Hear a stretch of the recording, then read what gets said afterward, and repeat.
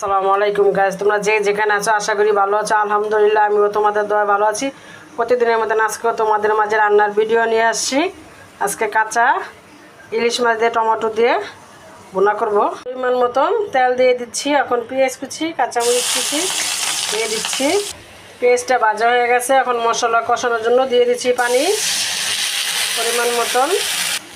দিয়ে দিচ্ছি 1.5 চামচ মরিচ, 1 চামচ হলুদ, পরিমাণ মতন লবণ দিয়ে দিচ্ছি।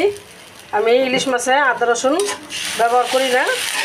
তোমরা যদি পছন্দ করো আদা রসুন তাহলে দিতে পারো। আমি খাই না, তার জন্য আমি দিই না আদা রসুন। মশলাটা কষানো হয়ে গেছে। এখন দিয়ে দিব এই যে মাছটা, কাঁচা মাছটা একটু সুন্দর করে কষিয়ে নিব। একটু পানি দিব কষানোর জন্য। এই তো মাছটা কষানো হয়ে গেছে। এখন দিয়ে দিব পরিমাণ মতন ঝোল। এখন দিয়ে দিচ্ছি 3টা টমেটো ইলিশ মাছের সাথে। টমেটো দিয়ে ইলিশ মাছ প্রায় হয়ে গেছে। এখন দিয়ে দিব ধনিয়া পাতা কুচি পরিমাণ মতন দিতে হবে।